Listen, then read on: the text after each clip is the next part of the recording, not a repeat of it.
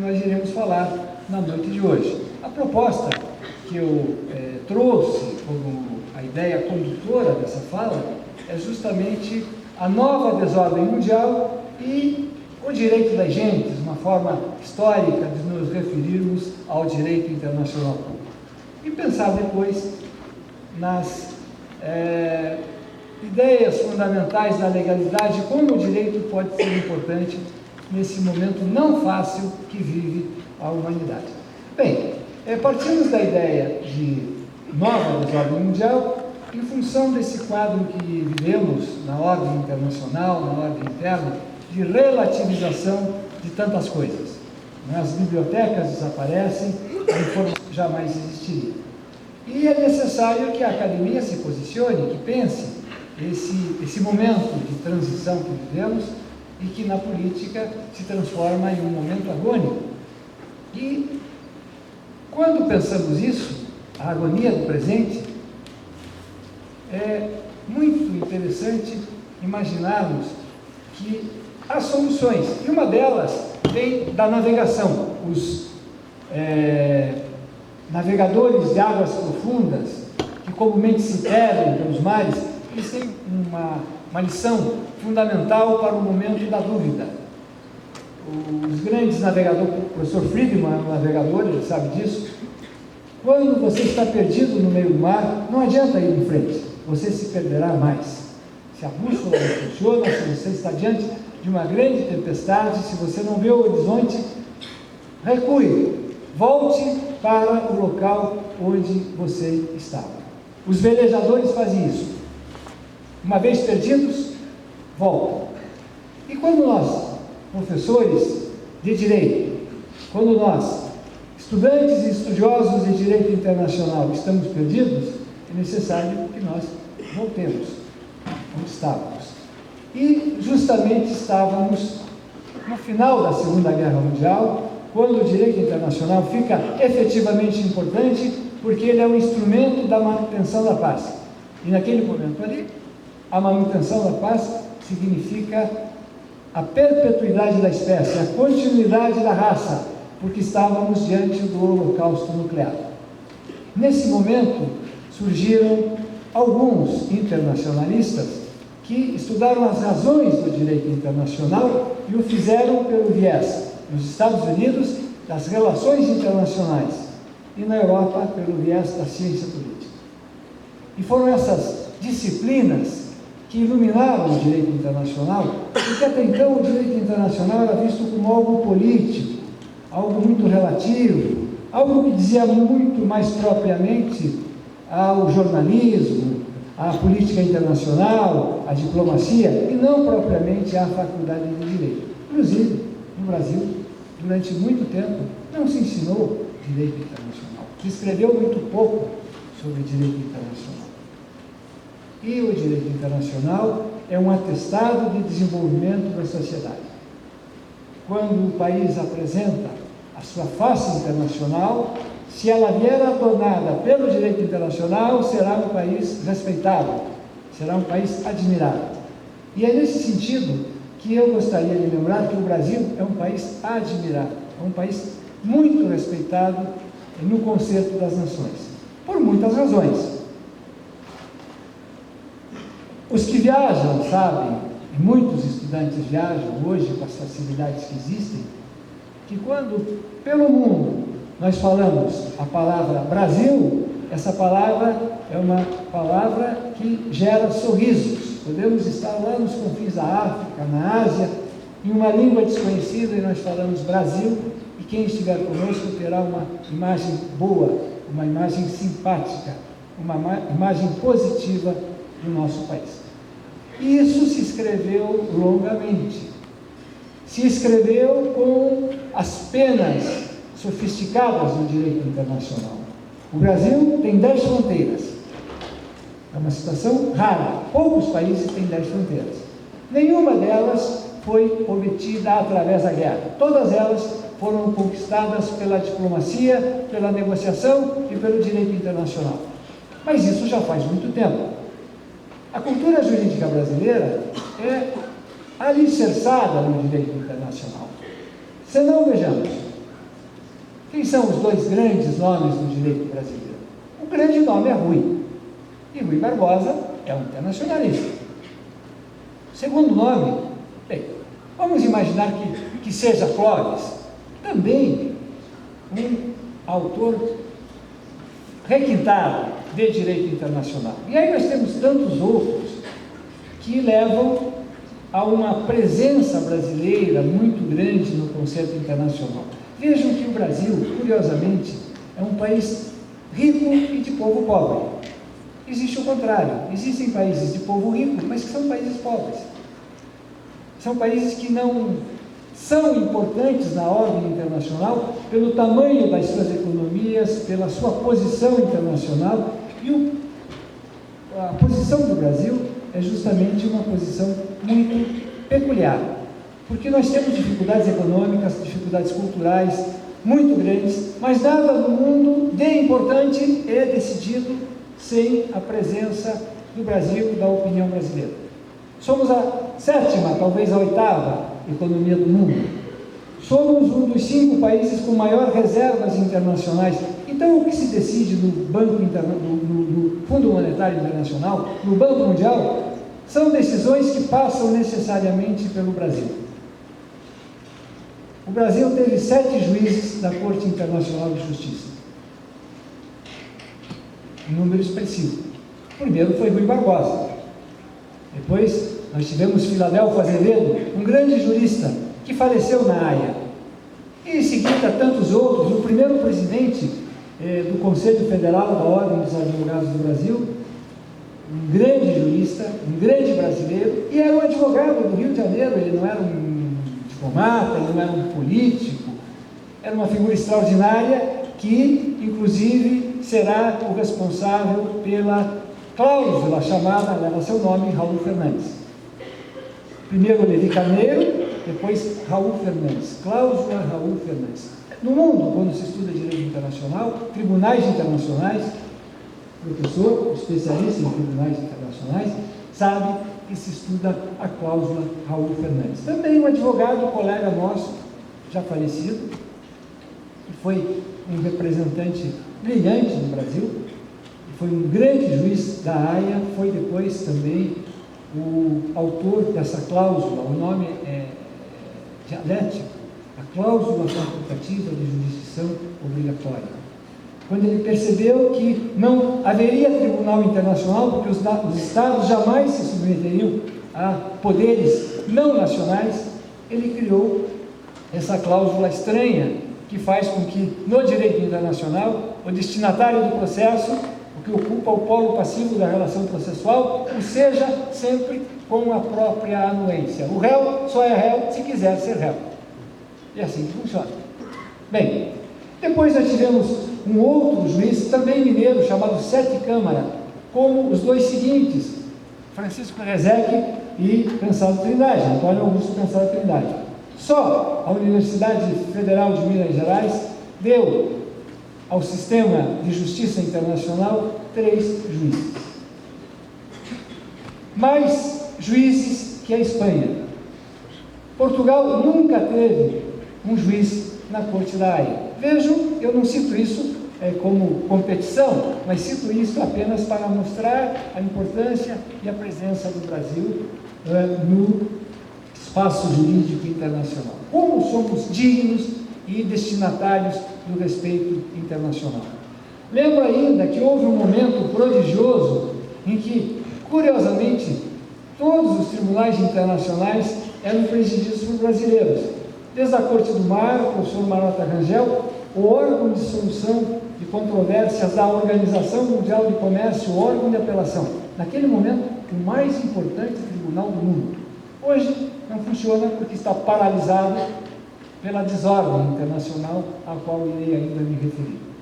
Mas naquele momento, o sistema de solução de controvérsias da OMC é que julgava os grandes conflitos internacionais. E lá estava o professor Luiz Olavo Batista presidindo o órgão, representando a cultura jurídica brasileira.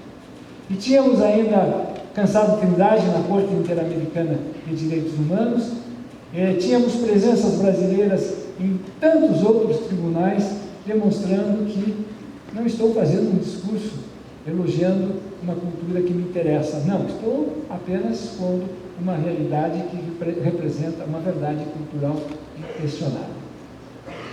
Isso traz ao Brasil uma grande responsabilidade, e a responsabilidade é de também estar consciente de que o momento vertiginoso que vivemos, em que perigos que já imaginávamos superados voltam a estar na calada da noite presentes sobre as nossas cabeças, que nós tenhamos a percepção que a única solução, a única escora diante desses perigos inimagináveis é o direito.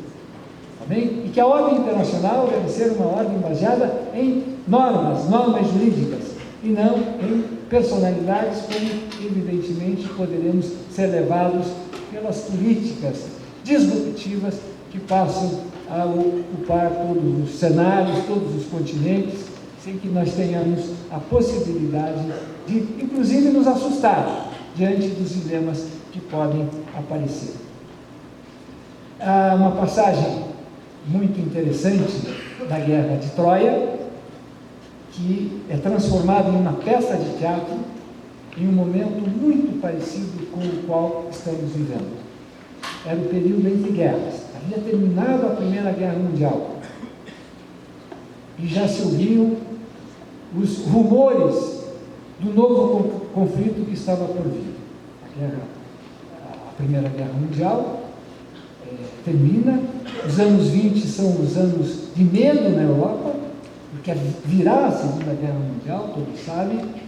Existem uma série de situações disruptivas como essas que nós estamos vivendo no nosso momento, e existia também um grande movimento pacifista, movimento que era capitaneado pelos professores de direito internacional, que falavam da negociação, da concórdia, do desarmamento, e um desses arautos da paz, da necessidade da paz, é justamente um teatrólogo francês chamado Jean Giraudoux, que escreve uma peça de teatro chamada A Guerra de Troia Não Acontecerá. E é uma história muito engraçada, que se passa na muralha de Troia.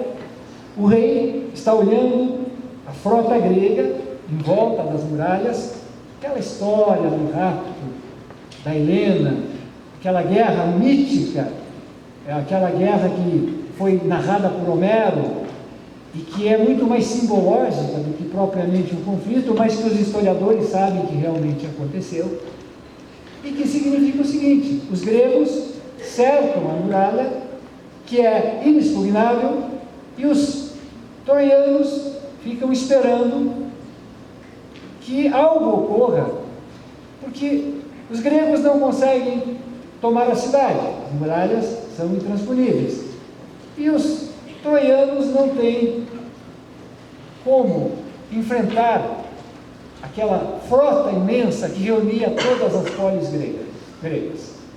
Bem, então nesse momento, agora já estamos na peça, deixamos a história e passamos à invenção, à literatura.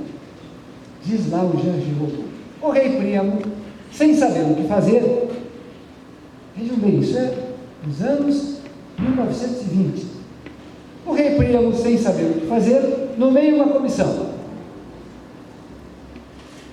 Dela participarão um matemático, um filósofo, um astrônomo e um professor de direito internacional público.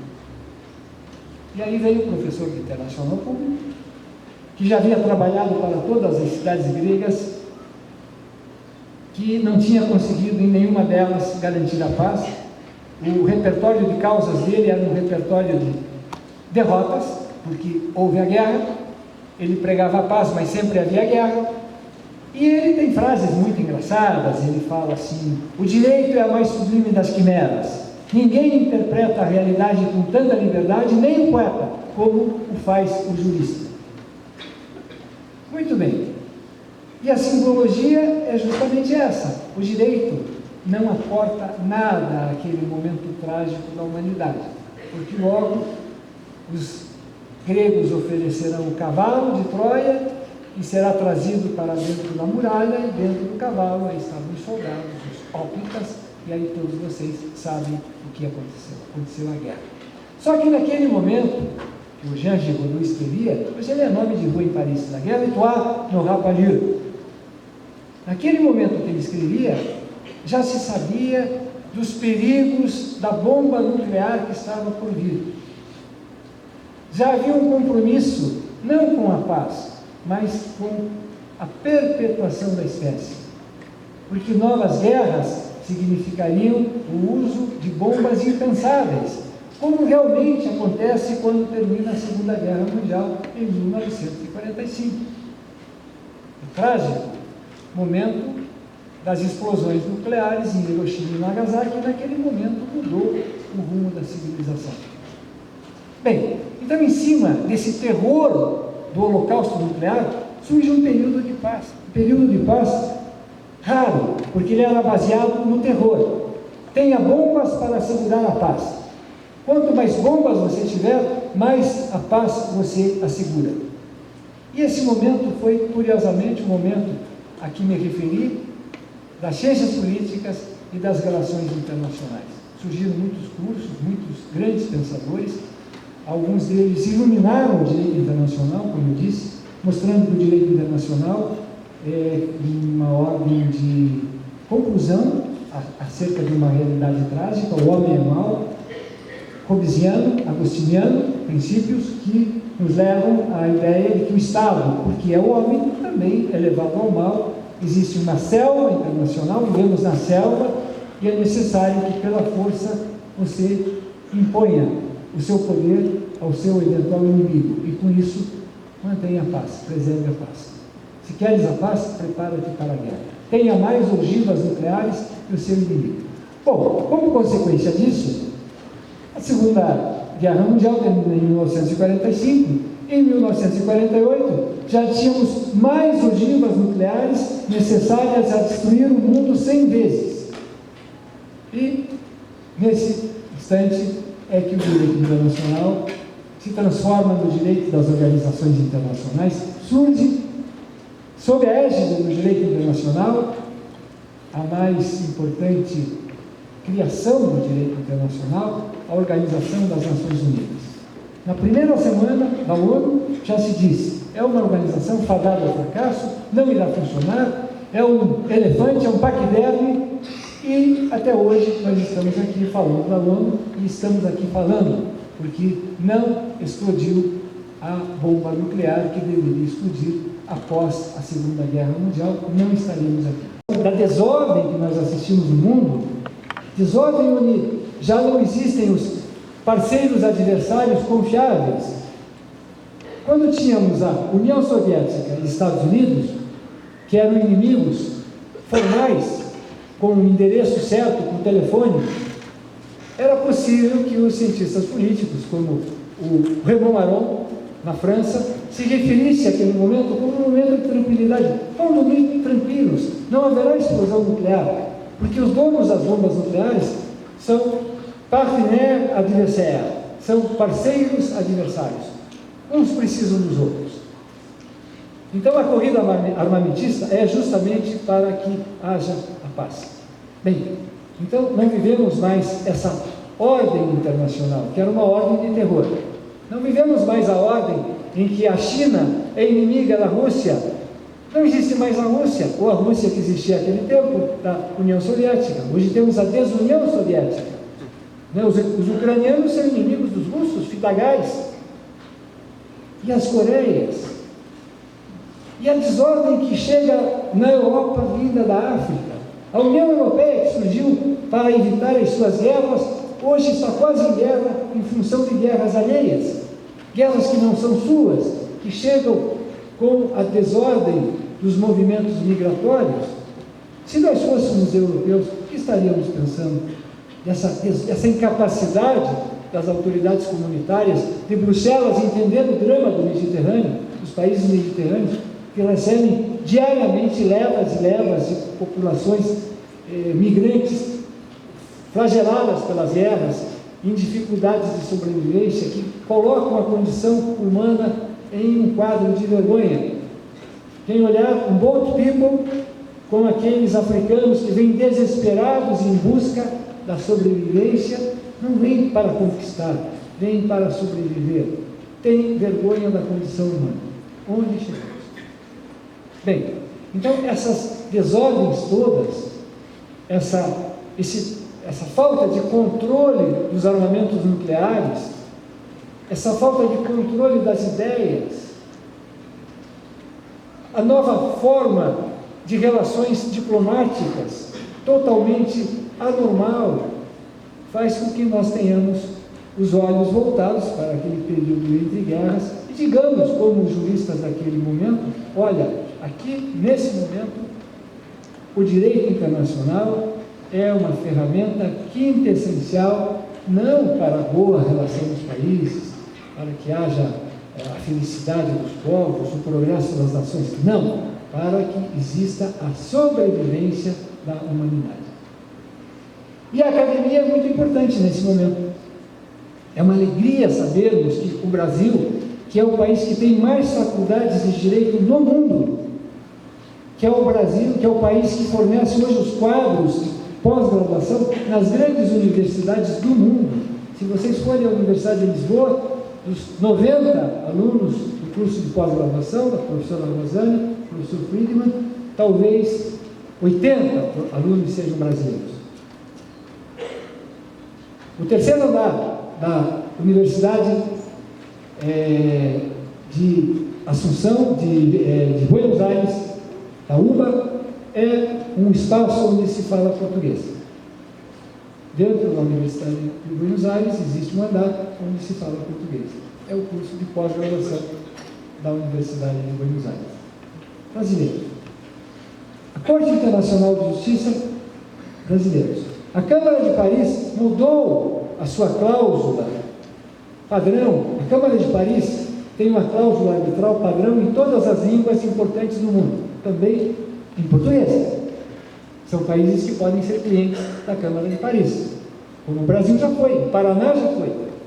Talvez a causa mais importante julgada no Paraná, mais valiosa, mais valorosa, não foi julgada no Brasil, foi julgada na Câmara de Paris. É o mundo novo. Bem, ela mudou a dicção em português de Portugal para português do Brasil. E os nossos colegas portugueses reclamaram. E a resposta da Câmara foi muito simples. Portugal não tem casos na Câmara Internacional de Arbitragem. E o Brasil é um dos principais clientes da Câmara Internacional de Arbitragem. Cai o pano. Bem, o Brasil, curiosamente, é um dos grandes usuários do sistema de solução de controvérsias da OMC. O Brasil escreve muito, os juristas brasileiros, os advogados brasileiros se interessam muito pelo sistema de solução de controvérsias da OMC, Genebra. Por quê? O Brasil ocupa um grande espaço, mas curiosamente o Brasil não faz nem 1% do comércio internacional e já está entre os 5 maiores clientes do sistema de solução de controvérsias da OMC. Por quê? Porque o Brasil é muito grande. Não é o fator população, o fator economia, o fator presença internacional, a bolha demográfica é muito grande. O número de universitários, a juventude, a pirâmide etária, tudo isso surpreende, tudo isso faz com que o mundo olhe para o Brasil com muita atenção e às vezes com muita cobiça. Então é importante que nós saibamos disso, saibamos a importância do direito, saibamos que sem o direito não há como se pensar em civilização, sabemos que foi o direito que mais que todos os sindicatos, que todos os partidos políticos, que todas as ideologias, que todas as igrejas, foi o direito quem mais fez pelas classes oprimidas.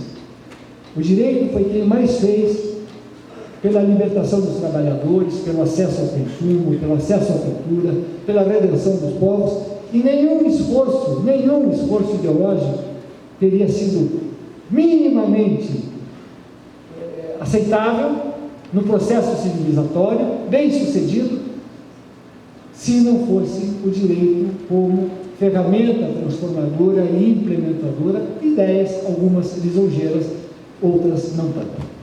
Bem, para encerrar, eu gostaria de exortar a todos os estudantes, principalmente, que olhem para o direito internacional com o carinho que ele merece, que não vejam o direito internacional como uma perfumaria jurídica, como uma disciplina sem a qual tudo continua igual, e que saibam que as questões importantes hoje, mesmo no direito privado, o direito civil, o direito do comércio, o direito comercial, que é comercial internacional, não é? As CEDIPs estão aí, o direito privado, o direito público, nada no direito privado e no direito público será efetivamente importante se não olhado pela clivagem do direito internacional.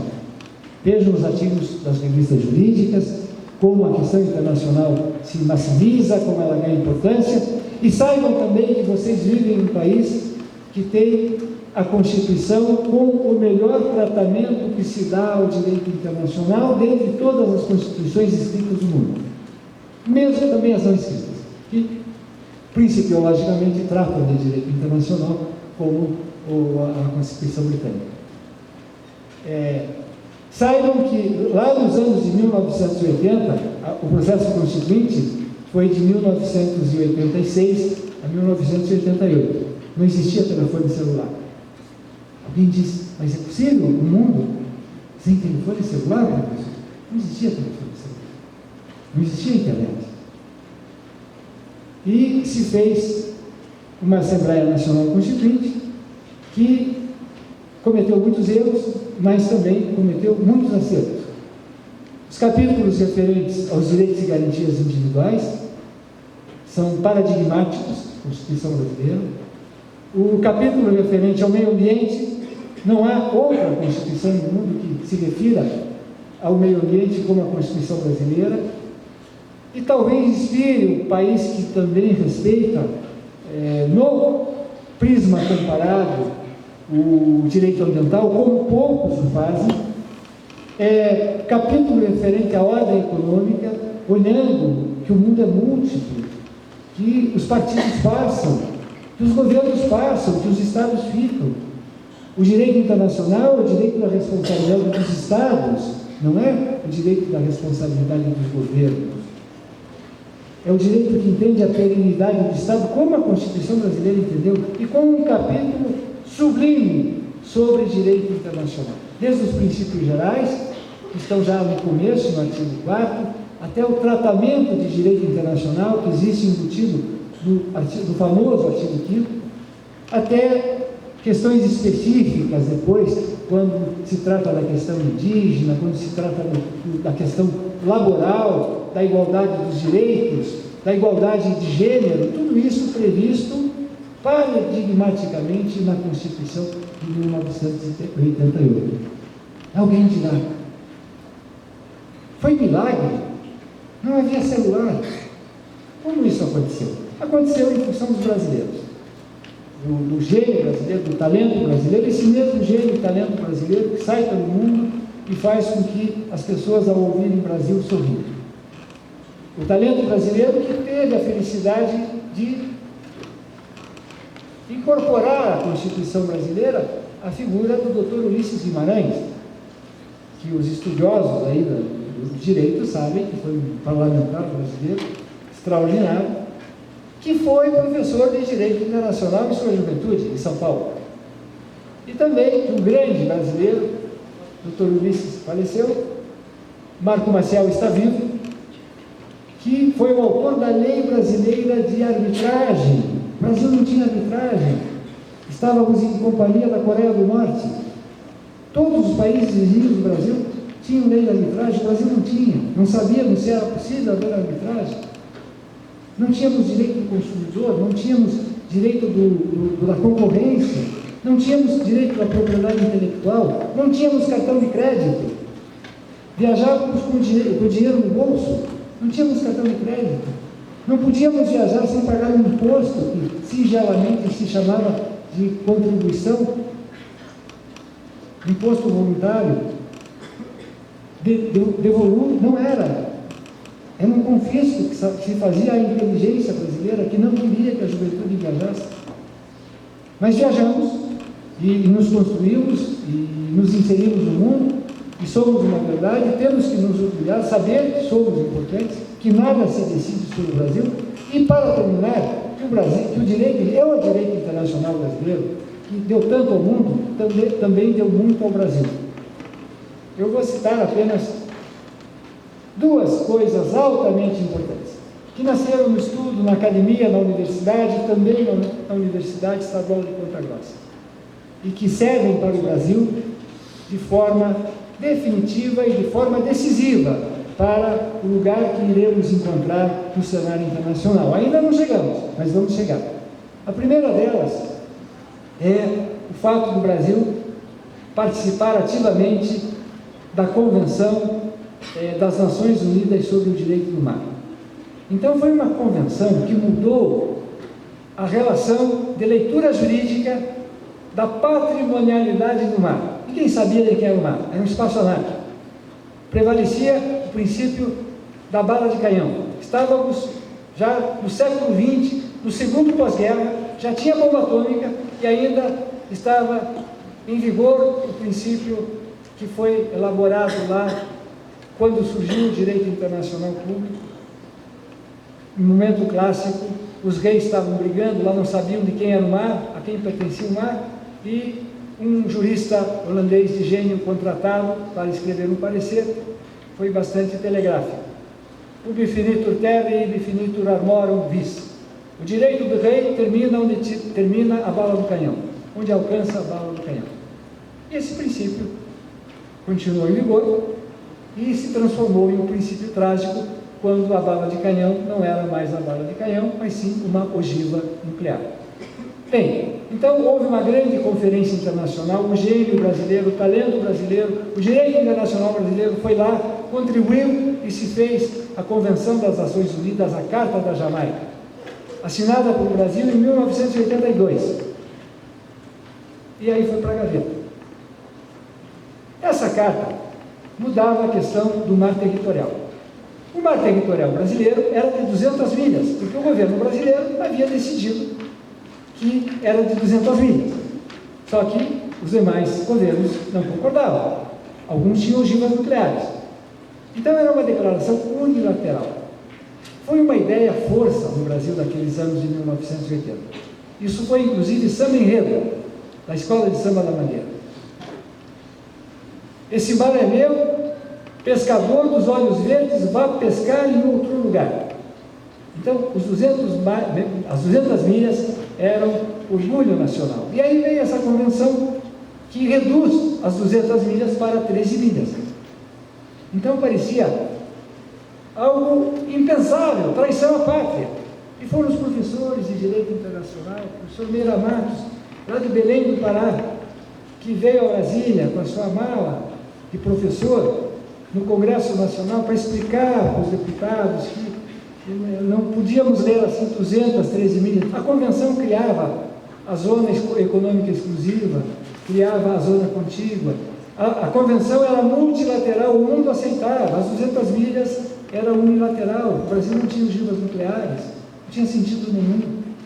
E que adotar a convenção, ratificar a convenção que já estava lá no Congresso, significava garantir direitos, inserir o Brasil internacionalmente. Professor Vicente Marota Rangel saía de São Paulo, ia lá com a sua autoridade de professor da Academia de Direito de São Paulo, a velha São Francisco. Ia lá a Brasília explicar para os senadores, para os deputados, os ministros, às vezes, as Cortes Supremas, que aquilo representava o interesse do Brasil. E diziam, mas como? 200 milhas está reduzindo para 13? Não, mas é que a 13 milhas dará direito à zona econômica exclusiva. Bom, convenceram-se, ratificou-se a convenção em 1988, quase uma década para que o Brasil ratificasse a convenção que o próprio Brasil escreveu. Houve muitas colaborações, mas a mão brasileira foi decisiva. E o que aconteceu? Aí, anos depois, surgiu o pré-sal. O pré-sal hoje é uma riqueza das maiores para o Brasil. Pode significar A redenção do país pode significar a mudança do sistema de ensino, a saúde pública, o emprego, a empregabilidade, muita coisa boa. O pré-sal só é brasileiro porque nós mudamos das 200 milhas para as 13 milhas. Porque o pré-sal está na zona econômica exclusiva, além das 200 milhas.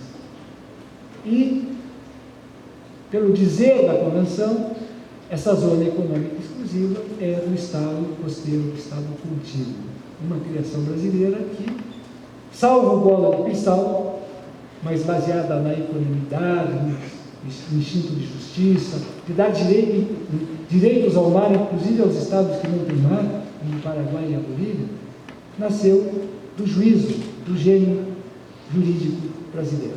E foi o próprio Brasil que hoje se beneficia enormemente dessa conquista feita pelo direito internacional que nasceu na academia. Foi algo desenvolvido nas academias, das universidades, em congressos como esse que nós estamos hoje fazendo. E o segundo aporte essencial do direito internacional é justamente o aporte de dar a possibilidade que nós tenhamos com a Europa um acordo de livre comércio. Isso só é possível porque existe um bloco econômico que tem personalidade jurídica internacional, que pode se manifestar como uma voz, como a União Europeia. Então, graças a isso, só porque existe isso, é que foi possível que União Europeia e Mercosul tenham já celebrado um acordo, tratado, portanto, que estabelece livre comércio entre as duas sociedades. 850 milhões de habitantes, 25% do PIB do mundo. Estamos lidando com a maior economia do mundo. A maior economia do mundo não é Estados Unidos, é a União Europeia. Então, nós temos, dentro da patrimonialidade, da potencialidade da economia brasileira, a possibilidade de estarmos aí inseridos nessa realidade, que é algo que efetivamente muda o panorama de qualquer realidade econômica internacional e seguramente também no futuro do Brasil, graças ao direito internacional público. A personalidade jurídica internacional, que existe porque existe a União Aduaneira, é algo que foi inventado no laboratório jurídico. Não se pensa o direito no parlamento, não se pensa o direito na jurisprudência dos tribunais, se pensa o direito na academia. Ele é gerido, ele é construído pela doutrina que se faz hoje com grande vício, com grande interesse no Brasil. O seminário que iremos assistir, do Congresso Brasileiro de Direito Internacional, que iremos assistir nos próximos dias na Paraíba, e como essa noite, no interesse, na atenção que todos vocês têm a gentileza de me proporcionar. Muito obrigado a todos.